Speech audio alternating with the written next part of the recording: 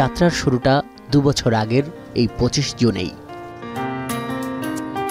দক্ষিণের দুয়ার খুলে দেবার এই অভিযাত্রায় মাত্র 6 মিনিটে পদ্মা পাড়ি দিয়েছে প্রায় 1.5 কোটি গাড়ি। পদ্মার শাসনে থাকা জনপদগুলোর জীবনে কতটা স্বাধীনতা, স্বস্তি আর গতি এসেছে তা জানে কেবল দুই পারের মানুষ। সমৃদ্ধির রেখা স্পষ্ট হচ্ছে দক্ষিণের 21 জেলার বিস্তীর্ণ ফসলের ক্ষেত জুড়ে। শিল্প, কর্মসংস্থান, দূরের মোংলা বন্দর কাছের হয়ে যাওয়া সব মিলিয়ে প্রবৃদ্ধির হাতছানি। সেতু কর্তৃপক্ষের হিসাব 2 বছরে পদ্মা সেতুর টোল থেকে আয় প্রায় 1,650 কোটি টাকা। পদ্মা সেতুর এই আয় থেকেই পরিশোধ করা হয়েছে ঋণের 6টি কিস্তি। চলতি মাসের মধ্যেই পরিশোধ করা হবে আরও 2টি। আয় কিংবা ঋণ পরিশোধ সব সূচকে ইতিবাচক প্রবৃদ্ধিতে থাকা পদ্মা সেতু জিডিপি কিংবা লাভের লক্ষ্যমাত্রাও সময়মতো পূরণ করবে আশা সংশ্লিষ্টদের।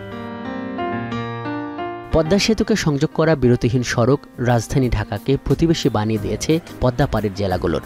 একটু দূরে যারা আছে তারাও আর ঢাকার যাত্রায় খুব বেশি প্রস্তুতি নেবার প্রয়োজন মনে করেন না। দিনে এসে দিনে ফেরার গল্প বদলে দিয়েছে ভ্রমণের অভিজ্ঞতা। এই সেতুর জন্যই পদ্মা পাড়ি দিয়েছে বিশাল আকৃতির ট্রেন।